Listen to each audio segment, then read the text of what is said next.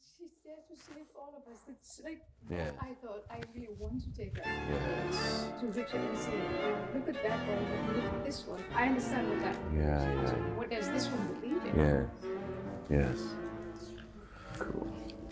So, Luke, So I'm going to presenter, introduce contributor, you. No cameraman, offense to sound vegetarians. engineer. I know, I'm a sort of technical I genius didn't now. know this.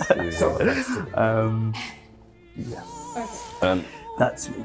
Okay, so we're definitely on. Yeah, we're definitely on. We're recording. We can start at any moment, which I suppose might be now. So Douglas Murray is a man who needs no introduction, but here's one anyway. He has for years been one of Britain's leading cultural commentators and writers on the conservative side of things. He is the author of many best-selling books, including The Madness of Crowds and The War on the West. And he's the associate editor at The Spectator.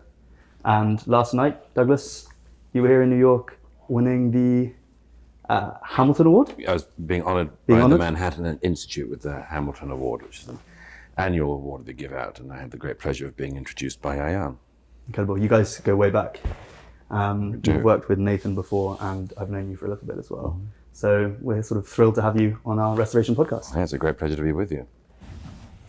All right, Douglas, you have been a friend for a very long time, and a supporter and a defender.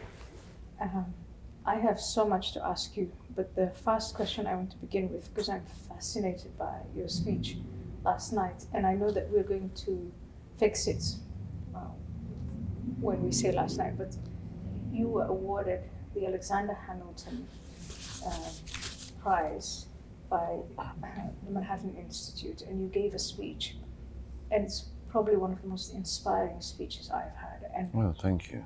what stayed with me was that rhetorical question that you posed of what are young people, if they are confronted today with what Israel was confronted on the 7th of October, if something similar happened in America or in Europe, how many people would actually sign up for that? I wanted to reverse that, because as you were talking, I thought, oh my goodness, the images of these people coming in, actually siding with the other side, pose the other question, which is how many people would actually side with the enemy? I find that much more frightening. And I ask this question because I've been through so many exercises of the reckoning with the Second World War. There were ordinary people who worked with Hitler's scheme to take their neighbors and to take their fellow citizens to labor camps and gas chambers. And I lived in the Netherlands when this reckoning was happening. And it seemed that the hardest question was not why didn't people go to war to fight against Hitler? The hardest question was, why did my neighbor betray me? Why did they side with that? And that's, I think, the question, really the question, glaring question we have to ask. Oh, by the way, there's another version of that, which is what Solzhenitsyn asks, which is when the terrors started after Petrograd in 1917, why, when the secret police were at their weakest and they came to an apartment block in the day, why did people and the rest of the other people in the apartment block not just attack the secret police with whatever they had in their hands and kill them, wound them, send them back to the headquarters and make sure this couldn't happen? And there's a couple of stories actually of that happening in Petrograd in 1917. As a woman who actually was pulled off the street, and some other people passing actually stopped the secret police getting her. And they get her in her apartment that night.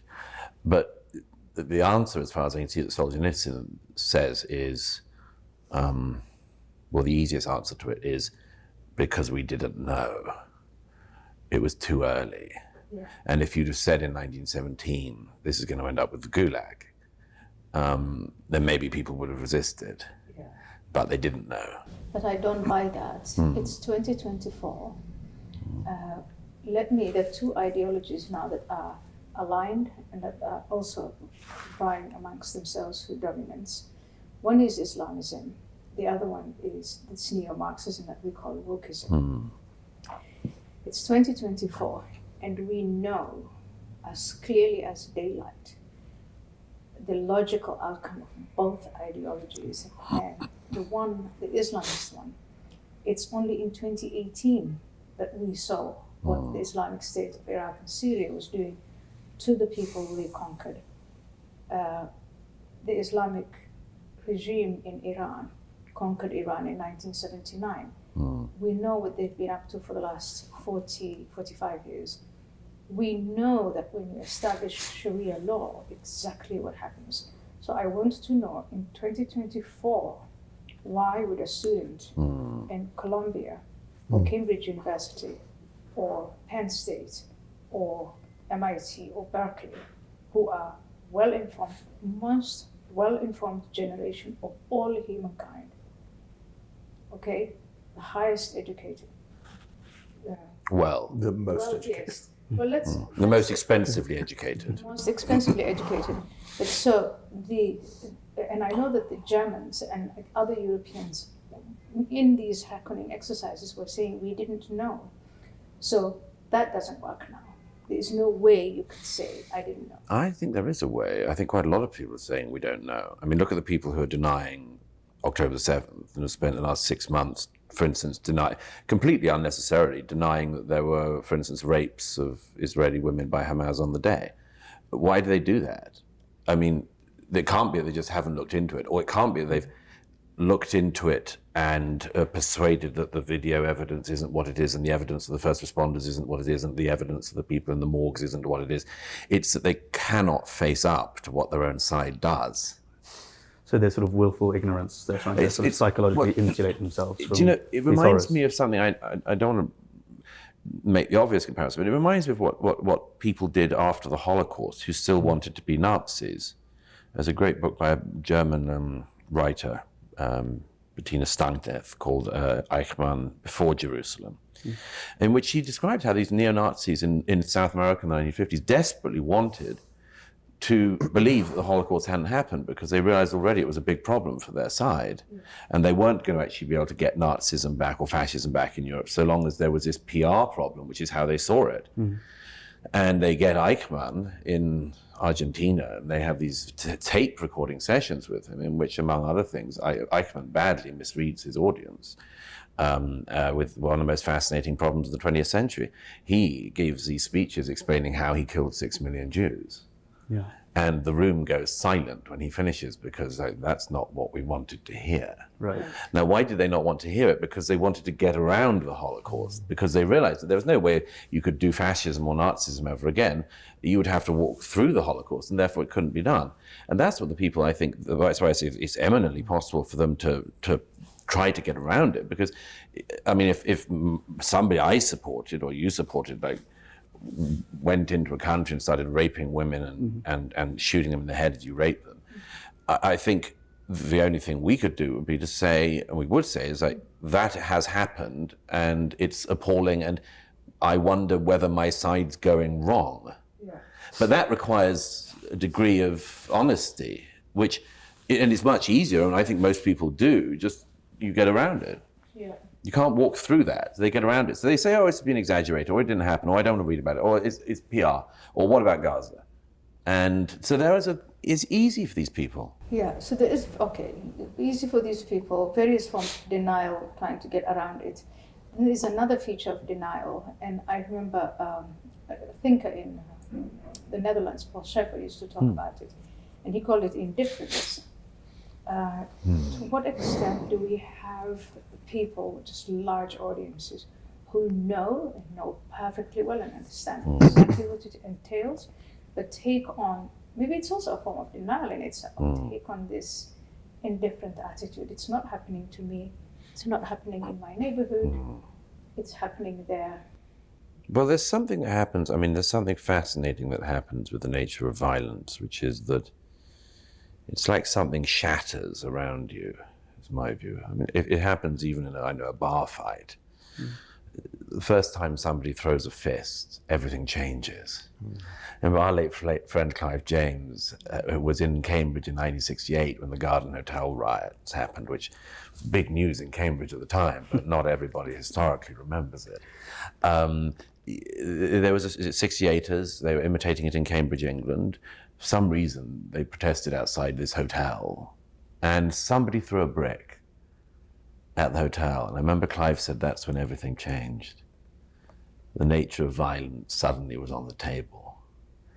And I think that if you're a student at Columbia or whatever, the really interesting thing, I think I said to you the other day, the really interesting thing I think that's happening at the moment is that they've picked up an interesting tactic of Hamas. And I think Eric Weinstein said this first, but they've picked up a tactic which is, Hamas's tactic is, please kill my people for the cameras. Or even kill me for the cameras, or kill my son for the cameras. And students at Columbia and elsewhere seem to be saying, hit me or hurt me, policeman, for the cameras. So it is actually a sort of low-level version of something which is a much more brutal level, is a tactic. And the tactic, I think we should explain to the viewers, is a tactic that's been utilized by Hamas for decades, which is to fight, to use human beings as shields, civilians as shields, hide behind children, put their military facilities in mosques, in hospitals, in schools, in markets, knowing full well that when Israel retaliates, that it's these children who will be killed, and then there's the horror of war would be then on the screens of Western consumers of the news. Yeah. And that propaganda element of them condemning Israel is what works for them. So you are saying, and Eric is saying, that that tactic is now being deployed by Yes. Yes. I wonder if there's a connection between these two things. If you're affronted with the horrible violence that happened on October 7th and you're on the Palestinian side, what you really need is to find something even worse on the Israeli side. Yes, of course. And if you can't find something, then you've got to make it happen yourself, right? This is one way psychologically to rationalize, to say, okay, fine, those bad things did happen, but Israel is now so much worse that even with this, it's all perfectly just to raise that flag and wrap yourself in that headscarf. I think that's a good point you make there, but it is easy then to say, let's condemn Israel from this distance. But when we were attacked here in New York and in Paris and in London, we gave permission, full support to our governments to chase them. This is a phrase that's Biden used, I think, when he was vice president. We will chase them to the gates of hell. That's right. Yes. Yeah, and so we were fine with that. But when Israel doesn't even chase them to the gates of hell, but is walking this very delicate line, trying to preserve the lives of the civilians. They are civilians that they have put in danger, while at the same time trying to neutralize them. We condemn Israel. And I think that's where the element maybe comes in. Is it because they're Jewish? Yeah, of course, that's a significant part of it. But I also think there's an interesting question which both you and I have spent significant parts of our lives cycling, which is, what are you going to do about it? Yeah. Now, in Israel, when Israel is attacked, like it was on the 7th, who knows what to do about it? People disagree about tactics. Some people will say you shouldn't have gone in this far, or only win a bit, or do it from the air, where everyone becomes an expert in ground, house-to-house missions. But they know what to do. They've got an army, citizen army. They have significant experience in counterinsurgency and warfare. And they know what to do. What does Britain do when a suicide bomber goes into a concert hall in Manchester and blows himself up and kills 22 young people? The question, I heard it at the time, what are you going to do? What are you going to do about it? Certainly don't look back in anger. Yes, I mean, the Number first one, thing step is, one. of course, yes, is that a few local people sing an Oasis, a banal Oasis lyric, and then suddenly all the newspapers are pushing, don't look back in anger, and the politicians are saying, isn't this a wonderful sentiment? And I was one of the only people in the country say, no, if your daughter is blown up, be very angry. Seems reasonable. Be very, very angry, and ask what your government's going to do about it. And but the point is as I say, I come back to this thing that in most Western societies, the answer is the one that comes back at me has done all my life. Well, what are you going to do about it? When you see a councillor elected in the north of England the other day in the regional elections, and he's a member of the Green Party, I think he misunderstands what Green stands for in this particular. It's a very broad church. Yeah, there are some of the other councillors. I wouldn't use the word church. It's a broad something. But the Green Party moves from being sort of let's all save the seals and the dolphins or whatever, and now it's Allahu Akbar. And the guy wins, and he's all Allahu Akbar this, and again, it's like, well, what are you going to do about it? This is where we are. This is where Britain is. So we have been here before on the question of what are you going to do about it, depending on the scale. Whether Yes. they go to the stadium in Manchester, or the MP, or the teacher who's beheaded, or with Charlie Hebdo. In fact, remember when we all marched? I don't know. Je suis Charlie. Yeah, Je suis Charlie, And that Batley teacher's still in hiding.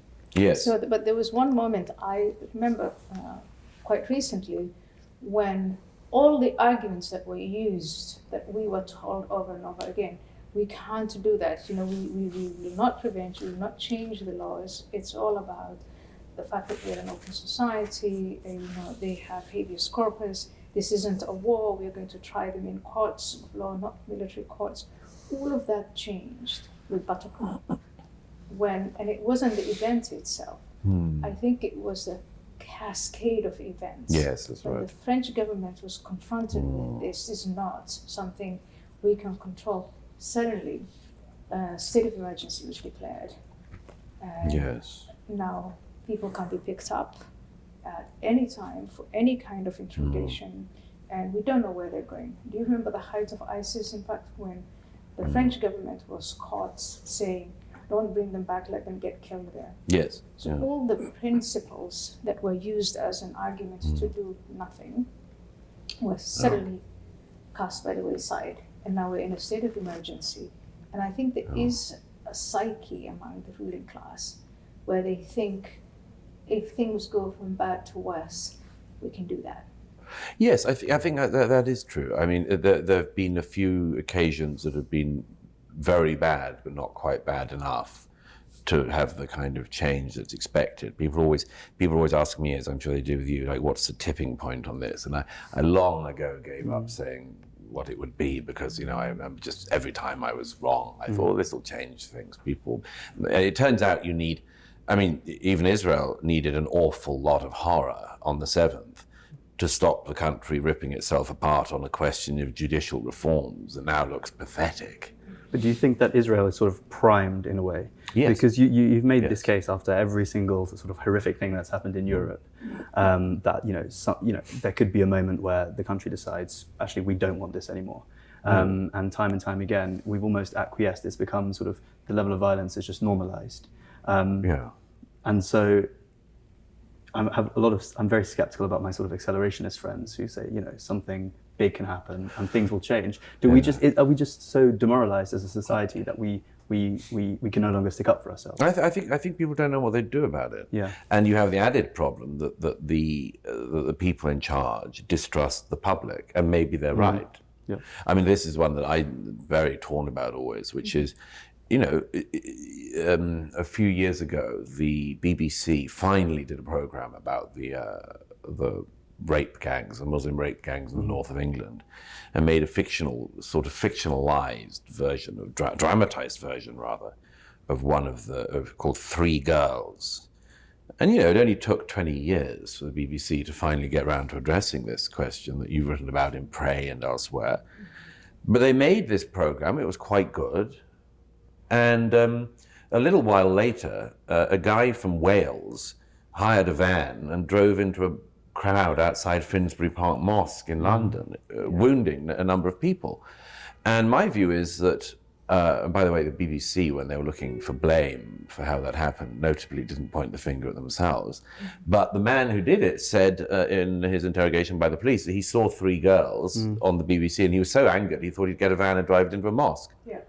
And so, but I mention that because there's the complexity. Yeah.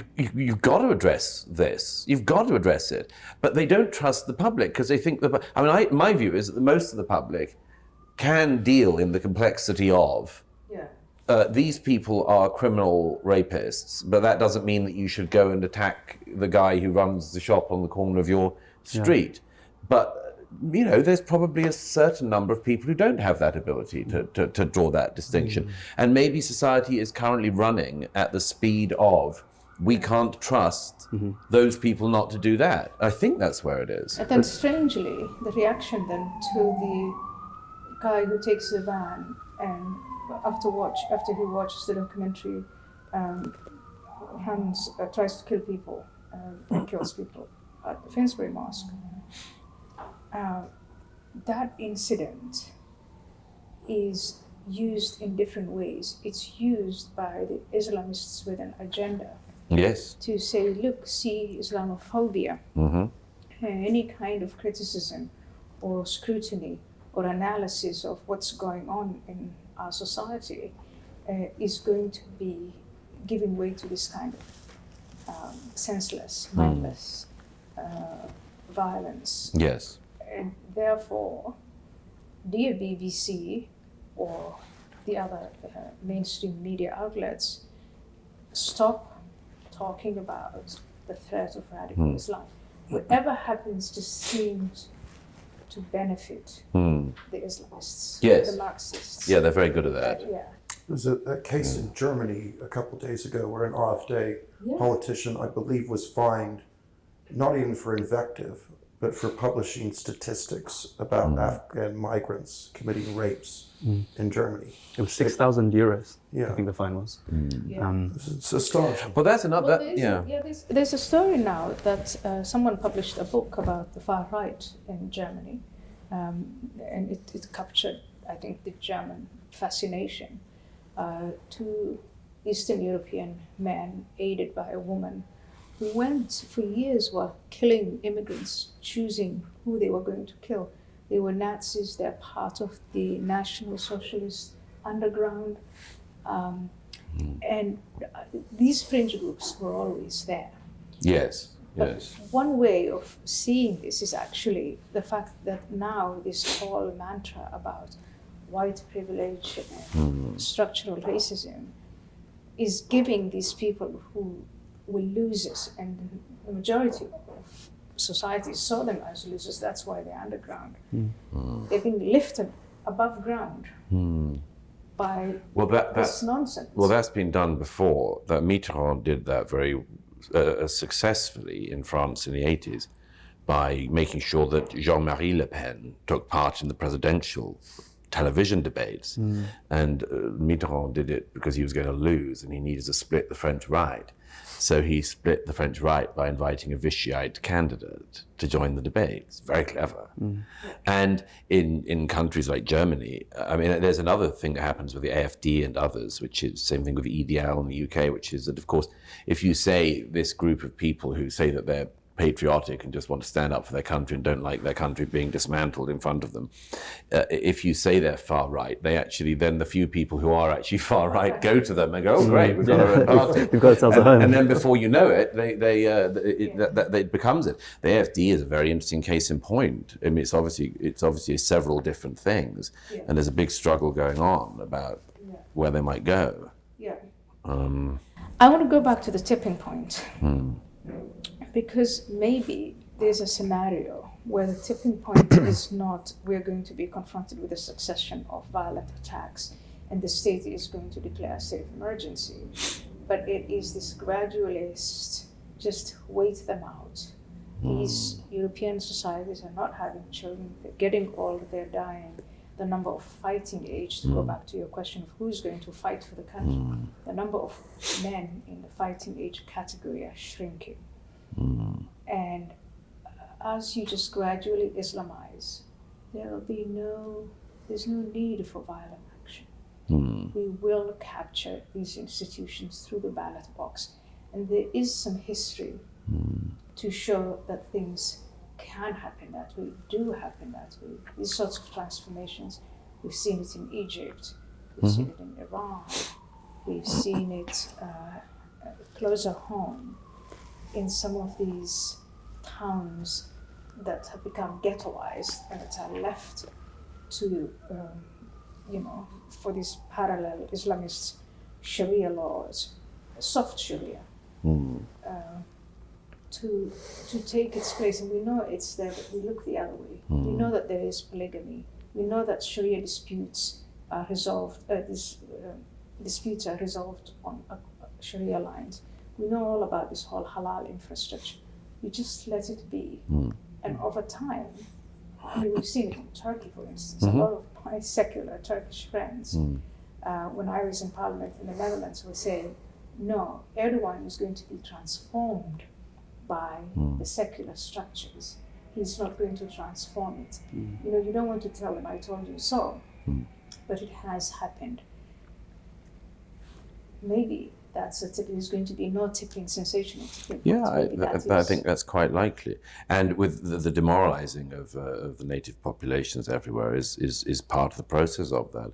I wrote about this in The Spectator the other week, that there's now a very interesting linguistic change, which is instead of people in jobs, particularly government-appointed jobs, instead of asking for a member of ethnic minorities or any minority to step forward, they now say they would like representatives from the global majority, which is a very, very, if it sounds threatening, it's meant to be. It is sinister. It's meant to say, not only we start off by saying you're the ethnic minorities in our country, then suddenly they're not an ethnic minority, they're the global majority. Now we wonder if in response to that, the public in countries like Britain might say, well, now maybe we can have minority status. Yeah, I was speaking to Ed West recently, and he told me that at his children's school, they have special parents' evenings for just specifically for the global majority, and they have special sort of sessions and assemblies for the global majority, which he and his family aren't allowed to attend. Every corporation has this now, right? Every university has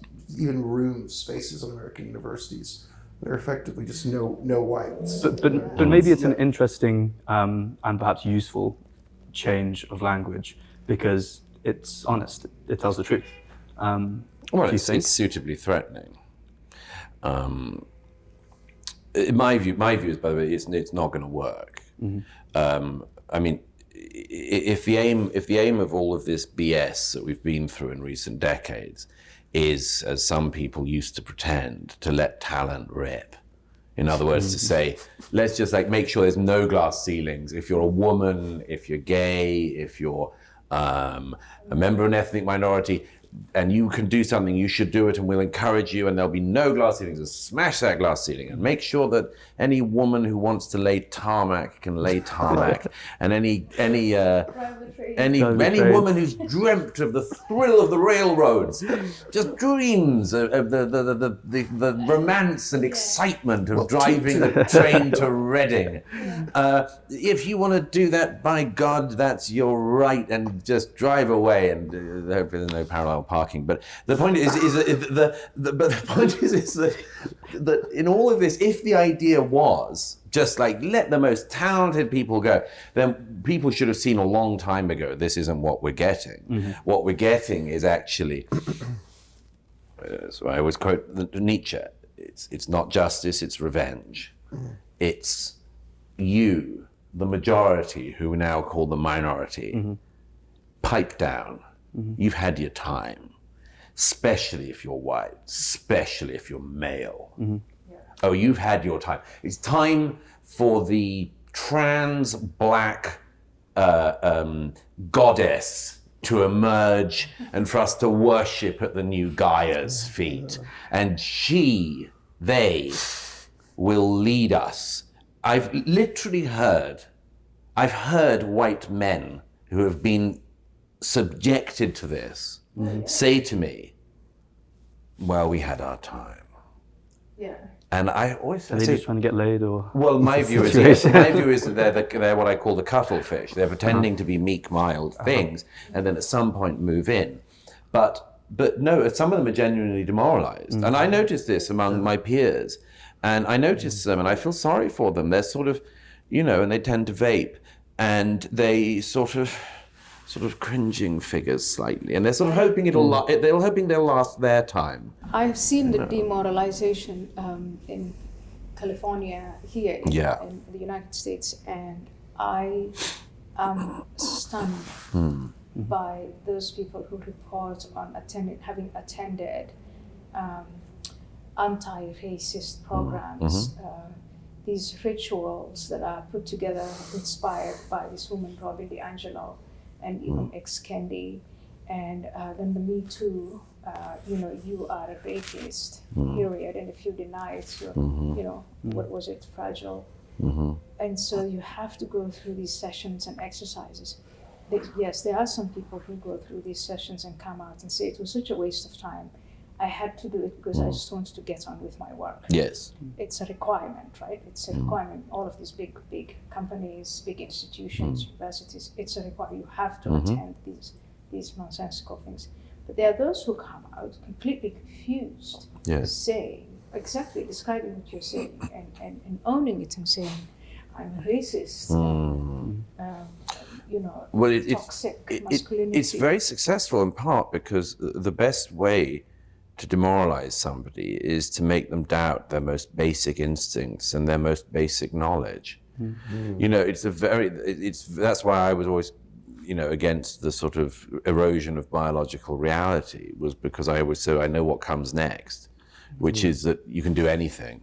Yes. Once you've said to somebody that this table in front of you is not there, and I will have it beaten into your head that it's not there until you say it's not there, then the aim is to do something else next. But is this a conscious choice, do you think, by a certain group of people who are seeking to demoralize society? I mean, I'm just going back to what you said about the train drivers, your recent Spectator article, where you were sort of explaining that it's very absurd that these sort of news stories just get dropped as if there's a great surprise. The news story that women don't necessarily want to be train drivers. The news story was, on the BBC, was most train drivers are middle-aged men and white. And that's not a news story. That's like. So why is it coming out now? Most Chinese people are Chinese. Why do these confected news stories just appear? Because it's all part of the same thing. Yeah. It's this idea which a lot of people in newsrooms and elsewhere have, which is, you've had your time. It's time for the black trans Gaia goddess to rise up. It's like a fertility cult.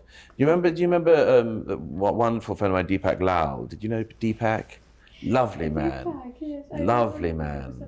He died a few years ago. Wonderful Indian-born economist. And I remember Deepak saying to me, he had a wonderful, charming way of speaking, and smoked a pipe and chortled at the human madness always. I remember Deepak once saying to me over dinner, with his wife, he said, everybody thought, Douglas, at the age of the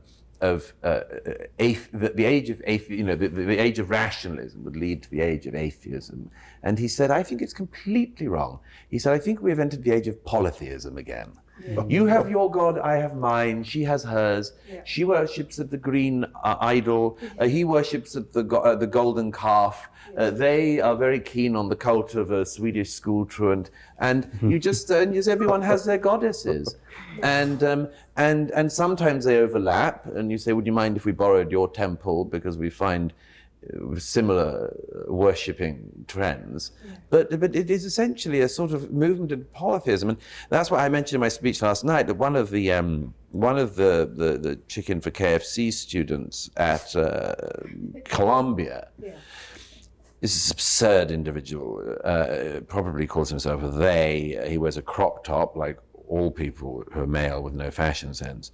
And he has a belly piercing. And he's been very prominent doing the cosplay for Hamas at Columbia, covers himself in a keffiyeh, tries to dress like Yasser Arafat, but I've never heard of him. And this idiot, or one of these sort of, chanting, of course, because if you're going to free Palestine, the obvious way to do it is to holler at people in upstate New York. But this guy, I saw a video of him the other day, and he, at the beginning of this academic year, before October the 7th, he was for a climate emergency. Yes. So I think the real thing that's interesting is we have a class of person in our society who, after they've been demoralized, and of course some of them, as Lionel Shriver always reminds me, some of them, they talk about how you feel self-abasement, but they feel no self-abasement themselves. They feel very good about themselves, my goodness. But the really interesting thing is there is a type of person we have created in the post-religious age or whatever, who, I'm told there's an analogy of this from medieval Japan, where if you were a warrior and your liege lord died, the person to whom you had sworn fealty, you would stagger around the land looking for a new lord to swear your oath to, because in the meantime you were nobody. This is what we have. This is why the Colombian students at Columbia are one day green, then they're Hamas, and after the Hamas cosplay is over, there'll be something else. But that's the question underneath the question, which was how did we create what are the names again? The Ronin. Ronin. I went to a very Catholic school, and I'm Roman Catholic, and we were taught to emulate saints. It was the best thing you could be as a saint, and you read the lives of the saints, and you went. Yes. And when you're a little kid, okay, I'm going to grow up and be just like Saint Martin, Saint Therese, whoever it is. And Douglas, I remember when we were working together, we did an analysis of the curriculum, and in fact, I think all the American history AP tests. Yes. And we went through them with a fine-toothed comb, and we found that it was something like 50% of the questions were on the civil rights movement or other sort of quite related movements. And if you're taught from a young age that, look, history is really awful, it's all just white men doing terrible things, it's full of horrors, but there was this thing that happened in the 60s, and that was really good. Yes. Then you give them new saints. These are the... Oh, yeah. And if you can't be like Martin Luther King, with race, and you better be like him for the green issue or for Palestine or for something. Well, there is no salvation otherwise. That's so interesting. There's an example I've been thinking about quite a lot recently in warfare, because one of the problems that generals and military leaders always face is there's a famous thing: you always fight the last war. Yeah. And we're used to that in counterinsurgency and in warfare. You always fight the last counterinsurgency, and then the next one you fight the one before. The enemy has, of course, gone. The enemy's doing something totally new. I mean, it's like in Northern Ireland we were fighting the Mau Mau, and in Iraq we were fighting the Republican IRA, Indiana Jones and is so still on. fighting the Nazis. Yes. Europeans are still fighting the Nazis. But I think that this is this fighting the last war. We probably haven't wised up to it yet. Is that we're always fighting the last culture war. And really what's happening is that we're currently relitigating the 1960s without the problems that the 1960s had. I mean, why are people so determined to see racism everywhere? In the 1960s in America, that was a very important thing to see. In 2024, at an American liberal arts campus, probably not. I'd suggest definitely not. You speak a lot to Richard Hanania, and I think he has developed this theory analyzing the civil rights and how then seeing the world that way and interpreting history or starting history from just around the civil rights movement, then translated into changing structures, actual structures. Yes. And I've had this, and the other day I was listening to a speech given by David Starkey, the British historian. I don't know. David, the last Tudor queen. I laughed so many times. You may not like me saying that, but the point he was making was also this, perverting the original human rights ideas that were based on protecting the individual's freedom, the individual's property, turning them into group rights, and then cultivating these new saints as Yes. And then creating an economy out of it. I mean, the legal industry in America, Oh, getting paid, of course. and increasingly in Britain as well. Yeah, so in Yes. Britain, David Starkey dates it back to 1997 and the Blair Yes. Right, yeah. government. In the UK, so in the United States, it's Civil Rights Act? I don't know. I mean, civil rights, so yeah. 1968. Yeah. It's all around the same time. Also, Vietnam has to be said. Vietnam, yes. Vietnam. I was speaking recently in Philadelphia, and somebody, very, very lovely, very well-educated man in his 80s or so, said to me, "You've got to remember the Vietnam effect, Douglas." And he fought in Vietnam. It's just like to be involved in a war that doesn't work. And which makes you doubt your government and the direction of your authorities. And I think that's, I mean, you know, one has to recognize self-inflicted wounds. I don't think that Vietnam was the worst self-inflicted wound, but when it looks like you have no adults, that's a big problem. Yeah. And I would just say, by the way, on the new saints thing, by the way, we had Fox's Book of Martyrs, of course. All killed by your people. Yes, we did.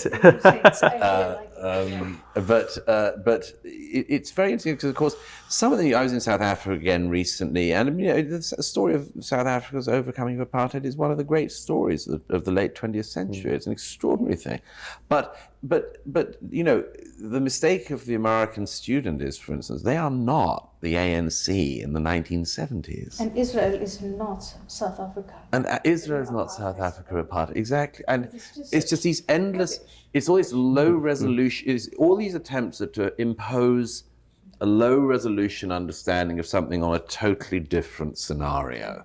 And to just go into it like, who's the good guys, who are the bad guys, with the additional thing that if you don't know, the obvious thing for any moron to do is just get wholesale whatever their side's views are. You know, yeah, I'm on the left, therefore I'm on the side of the Palestinians. Yeah, that means you're on the side of Hamas, sure. And but by the way, when you mentioned David Starkey, it's an interesting, important thing to come back to. What I thought the speech he did at the Oxford Union may have been the same one recently. A very, very moving speech in which I was struck by something. I think the debate was about the great man view of history, which we've talked about before. It's a very interesting debate because this also comes to the demoralization question, which is that demoralization can be massively fueled in an individual by saying, you can achieve nothing with your life. You are a carbon emitter, and you should try not to. Best if you stopped breathing, of course. Don't have children. Don't pollute the planet with more of us. Let the moss and the trees get on just great without us. And just a set of things that say, and in any case, all history is just its class and economics and all this sort of thing. I was on the island of St. Helena the other week, and you know, when I was sitting rather grandly in Napoleon's study looking out on the ocean, apart from thinking about how to successfully take Europe this time, I just was thinking, you know, how can anyone deny the great man view of history when this man was so extraordinary that they had to put him on the furthest flung island in the world, stick 4 battalions of British troops on the island, put forts on every hilltop, a whole fleet of ships of the British Navy facing into the harbour to keep the power of the emperor contained. And what was the power of the emperor? This man. That was it. This little man. And Tolstoy's brain, this question. yes, and it's what Tolstoy spends at the end of War and Peace, just going over and over the question of Napoleon. But David Starkey in his speech said, of course, the great man view of history is it's not to say there aren't other factors, but that great men and women change the course of history seems to my mind at any point irrefutable. And his point, and one of the interesting things he said was that he said when he was growing up, his somebody who was looking after him, because he had some disabilities when he was growing up, somebody who was looking after him, gave him a book of 100 great men. And she said to him, you will be a great man one day. And it was so moving, him saying this, and you could see him choke up slightly, and he said, "I'm not a great man," which I think in his way, I think he is in his way. Yeah. And certainly a very great historian. And but it was so moving hearing him describe this, because of course what I think what was catching in his voice when he described this was, this is what motored me. Yeah. This is what acted like rocket fuel to get me reading and finding out, and then getting a scholarship, and then getting to Cambridge, and then being a world-class historian and writing best-selling books and traveling the world and all these sorts of things. This loss of the idea that the one man or woman can fundamentally alter the tide of history means you have demotivated people, because what is there to do other than vaguely enjoy yourself? And that, I think, is the crisis. So we talk a lot about the crisis of leadership. Where is this man, or where are these men, real men, and women, and then nothing in between.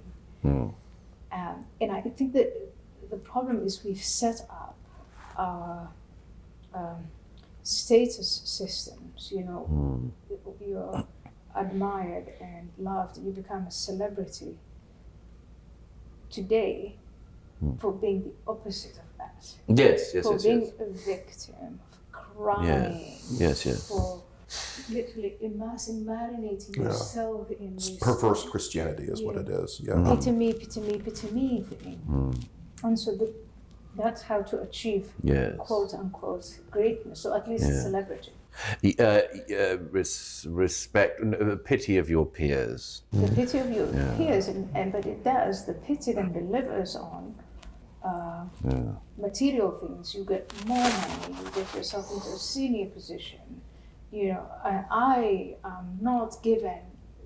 I can't become CEO of this place because of, and then you have to give us a reason, something immutable. Everyone has to talk about feeling imposter syndrome as well. Yeah, but it is you're chasing, or you seek a position of status, but then you give something that no one can, your skin color or your gender or whatever it is, to get, that's the argument, to get you to be the president or the CEO or the whatever. It's rewarding. Yes. And the cannier people see the way to use that, of course. I mean, one of the funniest things is the sort of Claudine Gay phenomenon, where highly privileged people. Just went to Phillips Exeter. I mean, family owns all the. Was it steel? They own all the steel and yes. My favorite one is there's a few complete frauds who do the rounds. One Indian pseudo-historian, I won't name, who's forever indicting everyone else, who's from the highest caste of Indian society, and then comes to the UK and pretends to be a beleaguered minority, and that the working class white people are somehow producing him, and so on.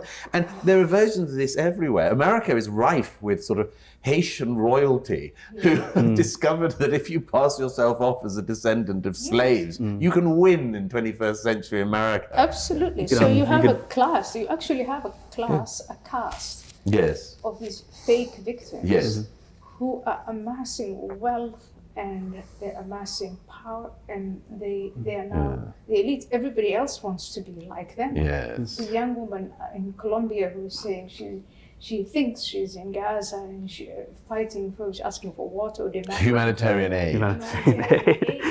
I watched with much amusement someone trying to shove their pizza box into an elaborate pulley system to get it into and they couldn't quite work out how to do it. By the way, we also enter the crisis, the real crisis of mental health for these people, which that I can't say girl, that woman is 33 years old. Oh, interesting, isn't it? She's got she's doing a postgraduate course in something that I read the description on the website until it was taken down. She's sort of studying othering through a Marxian lens of hermeneutics with one of those one of those things. It's total nonsense. Now, if she's 33 now, assuming that she's not remedially stupid, which may be an assumption too far. She must have finished her undergraduate degree at the age of 23, which means she spent 10 years doing this hermeneutics of the pharmacology of the perpetual negation of the lesbian dance. She has spent 10 years. She has spent 10 years doing that. Now, of course, it's maybe the reason why she spent 10 years doing it is because what she is trying to do cannot be done. Right. I feel a little bit attacked. It makes no sense. But you really do have to wonder, if you're 33 and you're not remotely on your way yet, you're in trouble. But are you in trouble? Because in this environment, you could actually become, say, press secretary for the Biden administration, or you're very fluent in talking, stringing sentences like that, talking this nonsense for this new group of elite. Look at the CEO of NPR. I mean, look at. Oh yeah! Wow! What a piece of work! You see all of these individuals, and you think the president of Columbia, the president of Harvard, the president of NatWest, you name it. Suddenly, these leadership positions occupied by people who didn't get there because of their competence or because of their talent, and who aren't even pretending anymore. That's why they're there. Yes. They're fighting some injustice that they say happened in the past, for which they have to be rewarded. She doesn't have to worry about her job. Well, that's until Chris Rufo comes for her. So, well, let's go back to great men of history for a second. The US election is coming up. Donald Trump is on trial here in New York. I wondered whether you think that you subscribe to the view that he is a sort of persecuted figure in sort of American society today. I don't have many sore toes, but you've just trodden on one. Yeah. I don't like talking about Trump. I think there's nothing new anyone can say. Everyone knows what it is. Everyone knew what it was in 2016. They knew what it was in 2020. They knew what it is in 2024. Maybe they'll vote for him, and maybe he'll be president. Nobody knows. Although the polls look that way. I've always wished that only one thing with Trump I've really wished, which is that his critics took the people he is speaking to seriously. That's the only. I'm always amazed by this. I mean, I've noticed this with a range of people who've been very significantly attacked. I'm not by any means comparing the two men as being alike, but I always thought this with our friend Jordan Peterson. I was always amazed by the number of hit jobs on him in the media, and I thought, if there was somebody who I disagreed with, who was filling out stadiums night after night around the world, and the audiences are mainly young, I would want to find out what that person was talking to. And there's a very odd thing that happens if you're perceived as being on the right, where they just want to take you down, take down anyone who's listening to you. And I think this is a great, great flaw of the modern left. I was talking to my friend Thomas Chatham-Williams about this last night. We were talking about some new literature in France that's coming out. I was catching up on various books recently. And Thomas said to me, I'm rather surprised you read a French left-wing novelist I read everything by. And he said, I'm rather surprised you read him. I bet he doesn't return the favor. I said, of course he doesn't. Of course he doesn't. And so that's why it's that, I'm still bewildered that Trump's critics do not listen to why his base vote for him. And the reasons why they vote for him are very serious and important reasons, and they should be listened to. That brings me to the whole question of restoration. It's the audiences. It's the audiences of Jordan Peterson, the audiences of Donald Trump. It's the 80+% of students who say that the police were right to come and remove these encampments and stop the disruption. We have large majorities in Western society who do not want this far left insanity, and they definitely do not want the Islamist insanity. And so when you talked about the saints, you were taught about the saints, and now it's the new saints. I think one restoration work that begins is to go back and start talking about the real saints. Just the saints, yeah. Take us back, or talk about, listen to what Jordan Peterson is saying and why his audiences are lapping it up. What is it that's made Trump supporters so loyal to him, even as he's accused of all of these things? The more he's persecuted, I think part of it is also there's a sense of real injustice in thinking, why is the entire system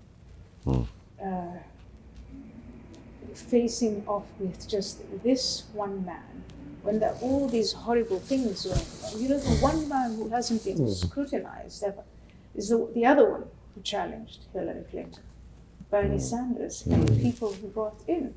Why are we not looking and scrutinizing that?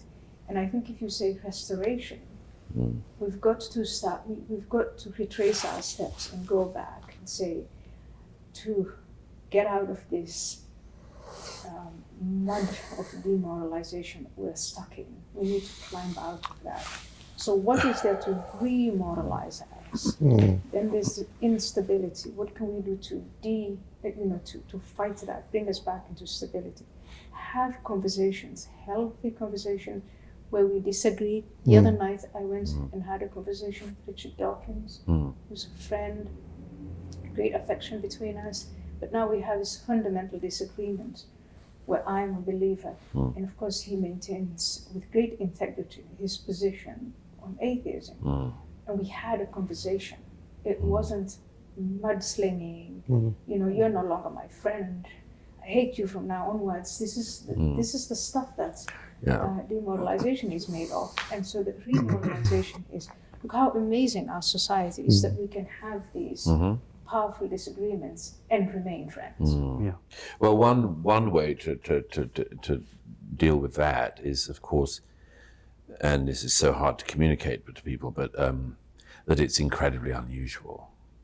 What you've just described is incredibly unusual, of course. Not today, but in human history all around the globe, as you know better than any of us. I mean, many countries around the globe, if you say, I'm a believer, you're not, I kill you.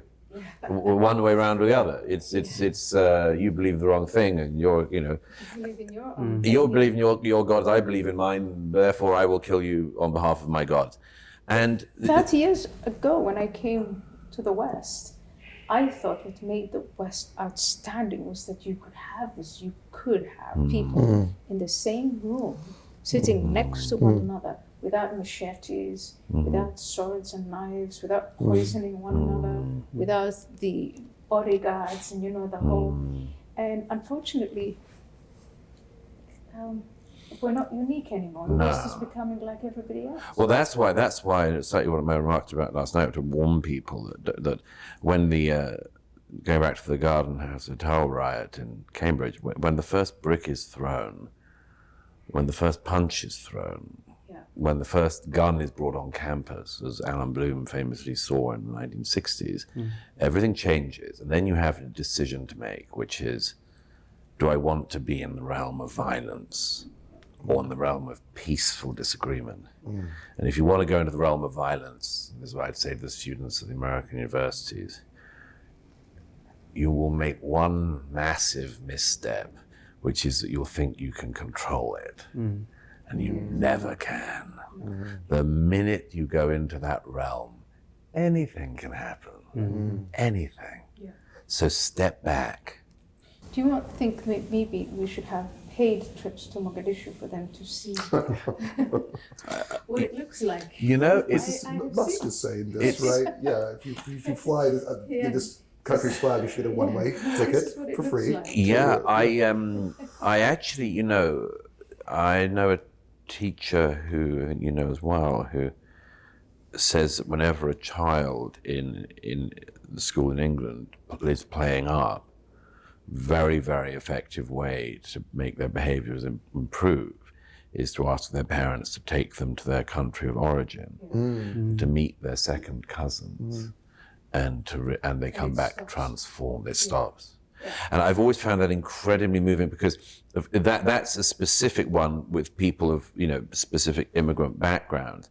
But I've always wanted to find some way like that on a broader basis, to say, just step out into the world.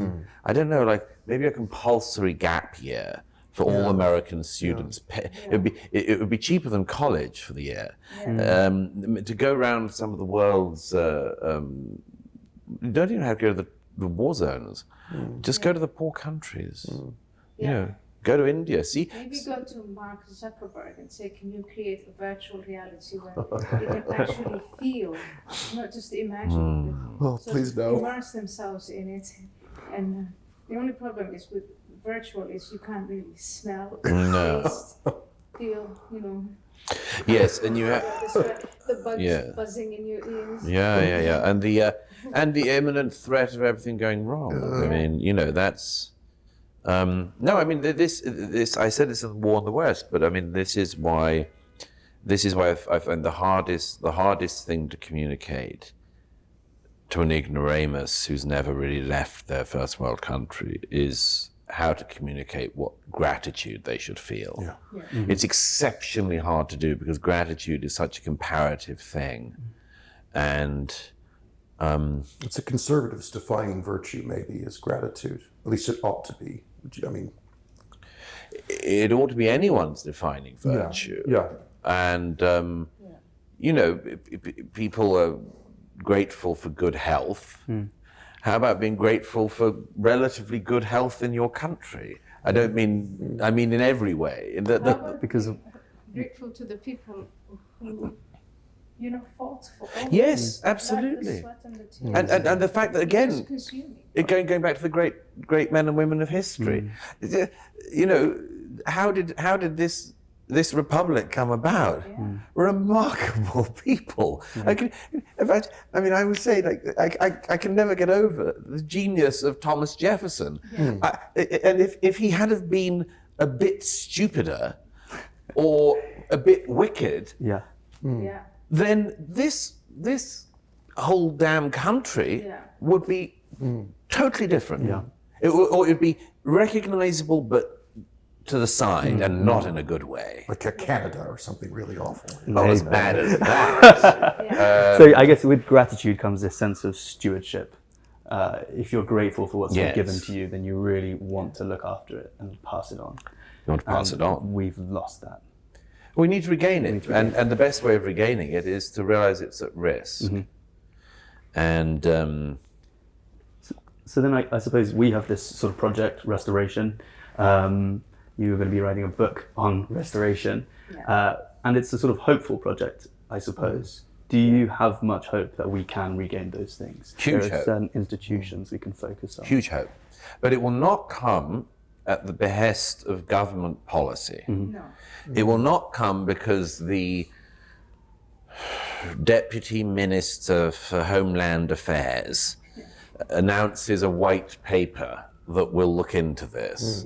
It will not happen by a government review or a judicial review. It will happen by men and women being remarkable. It's only how it happened in the past, and it's only how it will happen now. It means people have to step forward. They have to use their talents, all of their talents.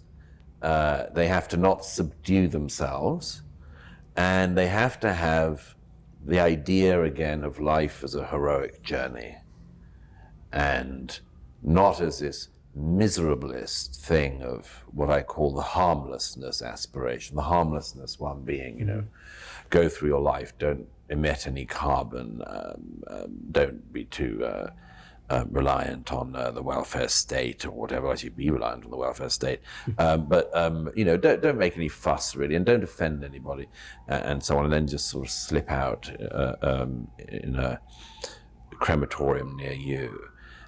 No. The aim should be the heroic journey of a life, towards a direction, to orient towards truth, in the recognition that truth is not just some kind of game, but a real thing which gets you somewhere and will get us somewhere. So yeah, I have huge optimism on that. But it's with people. It's only with people. It's encouraging. That was lovely. It's beautiful. Yeah. Unfortunately, the police are clearly here to arrest. Well, it's Douglas. civilization working. Yeah. We've got the Empire State Building gleaming over there. You've got the police sorting some sort of rotter out on the Quite street. proudly for a long time. While Douglas was giving that beautiful speech. Oh. That's lovely. Do you want to ask if Douglas has a magic wand, what he would do, or do you think he's really dealt with that question? I think you've dealt with it. I think also the reason why we're doing it this way is because I don't want, another middle-aged woman talking down to the next generation, but talking with them. And I still can't quite accept your definition of yourself as middle-aged. But You should have heard Ayan yesterday with Anna Katchen talking about how she was fading away. we were in hysterics. But Douglas, thank you for joining us on the Restoration Podcast. thank you. Restorationbulletin.com or Exactly. Restoration with I Lucy still favor a Arlene. different setup, but this was fantastic. And this was a great conversation. Yeah. Thank I you. think maybe next time we'll Thank have you. drinks. Oh yeah, I mean, just get the bubbly out. Why not? Yeah. I had quite a few last night. Really? Okay. So, well, it doesn't show. You would never know.